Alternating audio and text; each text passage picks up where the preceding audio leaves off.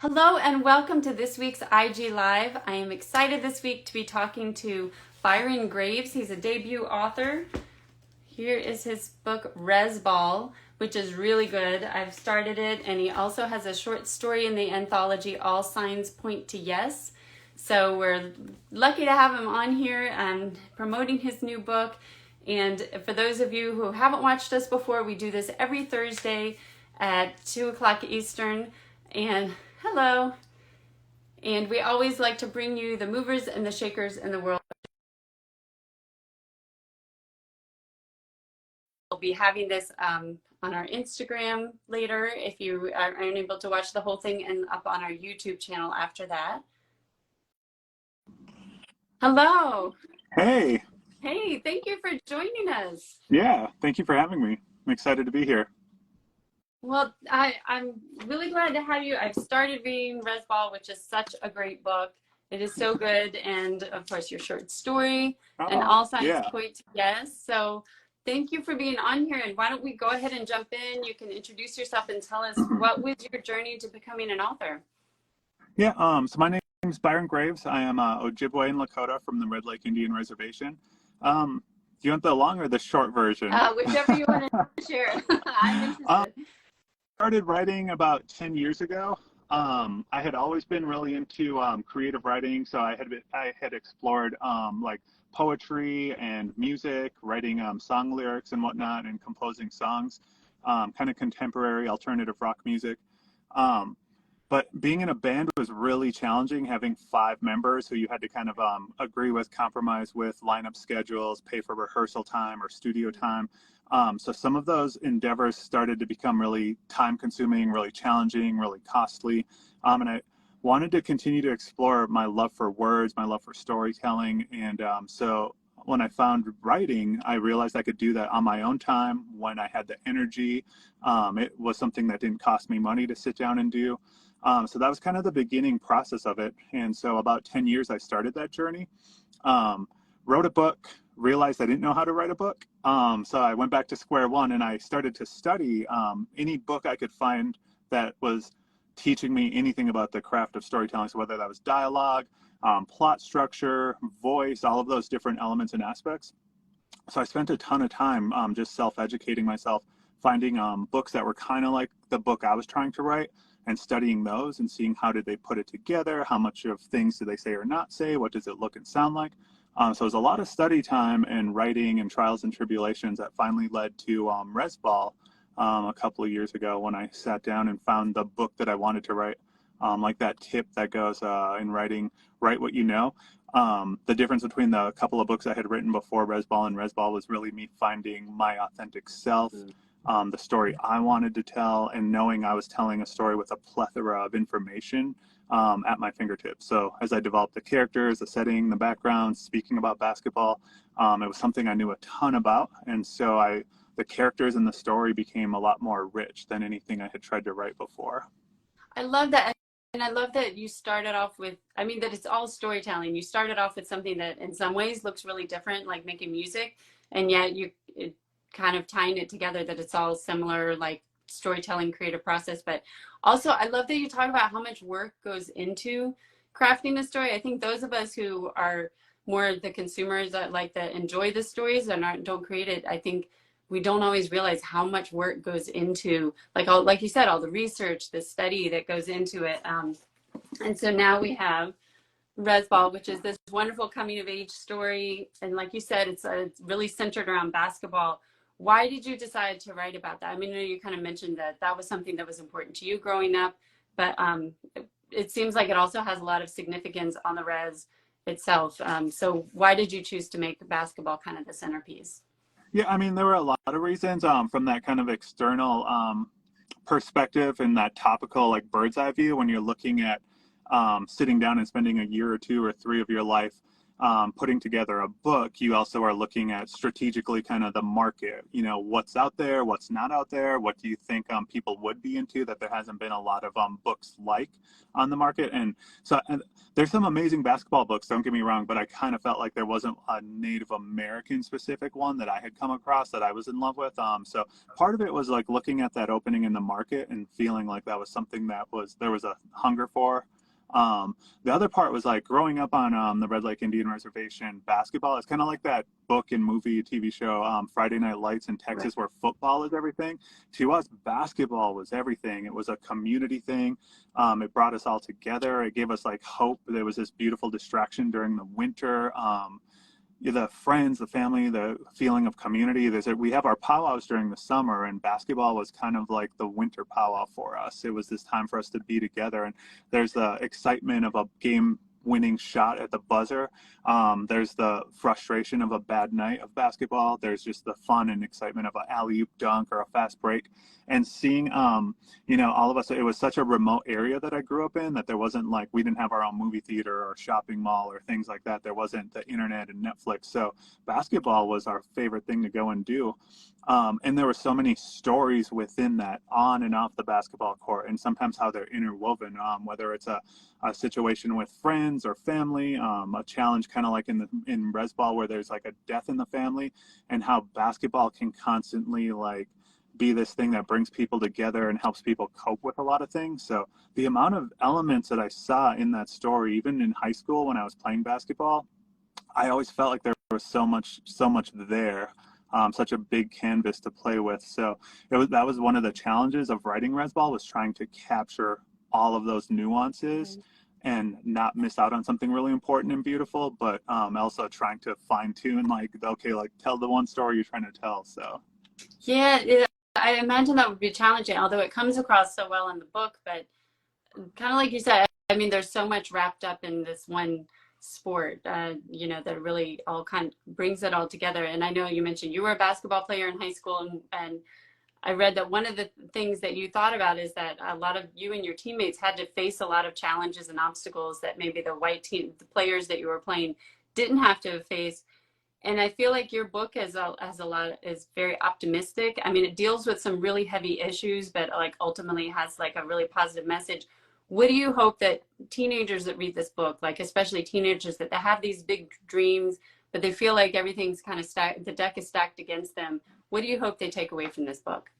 that it's not about, and it's going to sound kind of corny, but it's not about winning or losing on the basketball court. It's about winning and hopefully not losing with your schoolmates, with your teachers, with your principal, with your athletic director, with your coaches, with your family members, your teammates, that as you're going through this process of high school or going through the process of a season or multiple seasons, that you're constantly trying to find ways to become a better teammate for somebody, a more supportive teammate, a more empathetic teammate, someone who cheers them on when they have their moment to shine.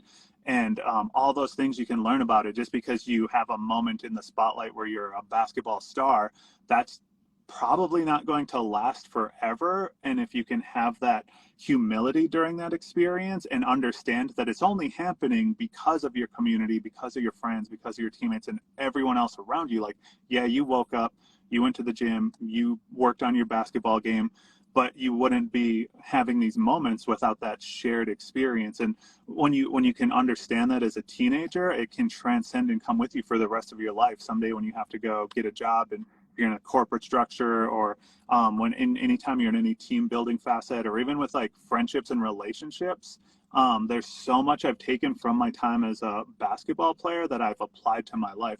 The discipline of writing Rez Ball, I don't think I could have done that if it wasn't for that learned discipline of waking up at 5 a.m. and going to shoot free throws or going to go run a couple of miles, and having a coach and teachers instill into me that discipline and that work ethic.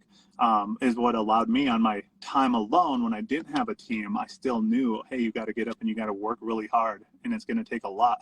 And so I've always been grateful for the people who taught me that type of work ethic and discipline. And you can apply it to anything the rest of your life. It doesn't end with your basketball career.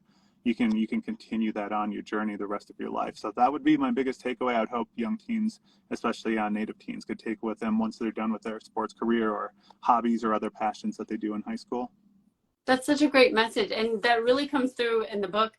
I mean, something that really struck me is you really see the main character, how much he is working on. I think it's like really early on in the book, and there's this scene about him getting up. I can't remember if it was 5 a.m. or what time it was, and doing this incredible workout. And I was just tired just reading it, and to just see how much work goes into it. But like you said, also the teamwork aspect, I know that's another main theme of the book.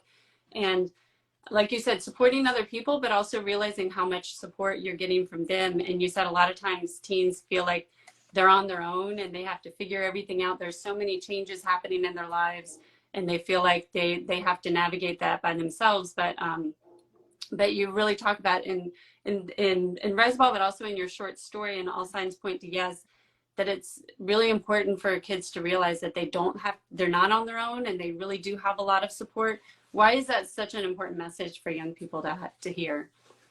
I think because, I feel like it kind of can go through your whole life. But I know as a teenager, when I was navigating different social circles, when I was trying to find my place in the world as a young Ojibwe teen, but also where we grew up, it was so isolated that if I stepped off my reservation, it was like a culture shock, and I felt like an alien visiting another small white town, and I didn't know what they acted like, what they thought like, what they talked like. And so there was a lot of elements in my life when I felt alone. I grew up playing video games and grew up reading comic books, and the world around me was sports. My dad loved sports, my family loved sports. Sports, obviously, like we've said, was super celebrated on my reservation. So when I was that kid who was just playing video games and not into sports, I felt incredibly alone. Like, who am I, and do I matter? How do I matter? How am I going to matter? But the whole time I wasn't alone. The whole time I had friends who were into the same things. And as I changed in interests and passions, those friendships changed and grew and evolved. And I kept my friends who played video games and read comic books, and I had new friends who played basketball. And so, like, for me, like, my message to like younger teens, or like to myself, sometimes when I message stuff, it's really talking to 16-year-old me all over again.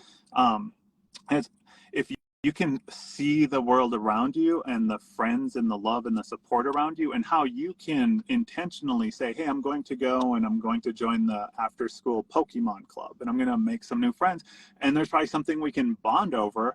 And sometimes you have deep friendships that are unexplainable, and sometimes you have amazing friendships that come from an activity or a passion that you're into, and all of those can coexist simultaneously. But to feel alone and to be alone, it's such a challenge, especially if you're trying to achieve something really hard, something great, something difficult. You need that friend to say, hey, how's it going? Are you doing okay? Is this project coming along? Tell me about it. Because it helps so much to have that shared enthusiasm, and to someone else to like have a soundboard for. So it's really important to have friendships and support. But my point is, they're usually there. You just kind of have to sometimes say, well, what's the version of them in this setting? Who are they now, and why are they now? And so but they're always there, especially like in a Native community. There's so much support for each other. If anybody's ever trying to make some sort of craft, some sort of art, get in touch with their language, get in touch with our culture, or powwow, drum group, when you say, hey, I want to be part of that, there's going to be some people who are going to say, come on, we got you, come with us. Right, that's awesome. And so many, I think has come out, and when you're talking, so many of these themes are really universal. I mean, I think anybody could pick up this book and get a lot out of it. But as you say, some of it is very specific to being a Native American teenager. And I know that was intentional because, like you said, that was something you really didn't have growing up, that a lot of Native American teens don't see themselves represented in books. So what do you hope that they specifically get out of your book? A couple of different things. One, getting to fall in love with reading. And I think like there's nothing more exciting than when a young reader connects and bonds with a character that they're following, whether it's a TV show, a movie, comic book. So to have it so specific, and to have it something that there's not a lot of that they can grab, to be able to, the voice of it and the style of Rez Ball, I wrote as close as possible to my authentic like 16-year-old voice, or 16-year-olds that I know now. I didn't want it to be a dense read. I didn't want it to be a difficult read. I wanted it to be something that a kid could pick up who maybe hadn't been maybe a reluctant reader, if you will, and they could pick up and say, hey, this sounds like me and my friends. This is something me and my friends would do, and have that identity. And then have that, the other part of it, the flip side of it is having that sense of like that aha moment where they can go, oh, I could write a book, or I could chase a dream that maybe I haven't seen a lot of other places in Hollywood or in literature or in mainstream media where I hadn't seen myself a lot. Here's an Ojibwe person who wrote a book. Maybe I could do something. I could write poetry. I could make music. And so it was really that opportunity to inspire some kids to say, you can do anything you want to do just because you're from a reservation and because you don't know someone who has done it yet. Now you kind of do. I felt like that was something I saw when I moved outside of the reservation and was going through my life, and I'd meet someone who was a lawyer, meet someone who was a doctor, or meet someone who worked in a financial institution. When I would connect the dots as to how did they get there versus me, because my 20s and early 30s, I was really struggling in a lot of ways. And so I was wondering about the world around me, and that was something I noticed was someone who was a lawyer, someone in their family had done something similar. Someone who was a doctor, they had something like that in their family. And so for me, from the reservation, I didn't know an author, I didn't know a doctor or a lawyer or an astronaut. It was very blue collar and very in touch with our land and resources that we had. But if that wasn't your cup of tea, how could you see, a different version of you out there? So part of me writing Rez Ball was also that external source of a kid who's similar to me to go like, hey, maybe I could do something like that too. Yeah, and then part of it, I saw that you went back to Red Lake Reservation as part of your book signing tour. I mean, I think you was at Red Lake College, and that must have been so special to get to do something like that. It was surreal. Mm-hmm. It was everything that I had imagined over that 10-year journey of becoming a writer. All the moments of me wondering maybe writing's not for me, maybe I chose the wrong thing to pursue, maybe this isn't going to work out. I always had that feeling of like, but if I can do it, if I can succeed, and I can share this with a teenager from my reservation, that specific moment, and I got to experience that, and I had so many youth from my reservation, and they were so excited, and they were sharing my enthusiasm and my pride for this moment.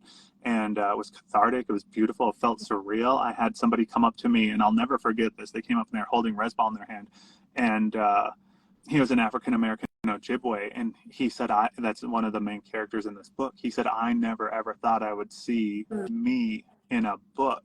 And I was like, and that was my whole point with a lot of what I was trying to do. And so, yeah, it was something where I was like, that was you manifest sometimes these things. They seem a little far-fetched, but you're like, I'm going to try to make it happen. And then when it happens, and it was a wholesome reason and something that was meaningful. So yeah, I got to experience that. And I said to them a few times, like, it's not my book, it's our book. It's that whole, like I was saying earlier, that experience of like being part of a basketball team or having your fans and community. Even though my writing journey was lonely, I knew that this support network was waiting for me the whole time. Right. Like that kind of kept you going. That is so beautiful. That's so powerful, especially the person that came up to you. And I know that's just one person. I'm sure there were so many other people that read it that had that same kind of feeling. Then you do get into some really heavy topics. The short story in particular is about somebody overcoming addiction, and Rez Ball, like one of the central part of the story is dealing with grief. Was it hard? Like, how did you find your way into those stories in a way that was like not overwhelming to the reader, but also really authentic and kind of real to what they were experiencing? Yeah. So in my life, I've seen, family members go through experiences that were really traumatic, very challenging, very scary, very sad. But the whole time they always had that also, what else is there going on? What's the balance in my life with this tragedy, this sadness, this struggle I'm going through? What else is there? And when it was your passion, your hobby, your dream, your friends, your new friends, a new love interest, all those things create that balance. And it's always good to have that awareness of like, yeah, this is really tough and I'm going through this, but here's the Indian humor. We really rely on humor a lot, where we can joke about something in a tough time. I think there's there's a song where the guy says, "I'm the kind of guy to laugh at a funeral." Mhm. Bare naked ladies. Right, Yeah. right. And so, I mean, that's a huge part of like Indian culture, Native American culture, is to be able to like have that balance where we can still laugh about something. So it was constantly shifting the lens from here's the challenge of the story, but here's the beauty in the Mhm. story, here's the happiness, here's the laughter. And that's such an integral and normal part of my experience as a Native American, was that constant balance of those things.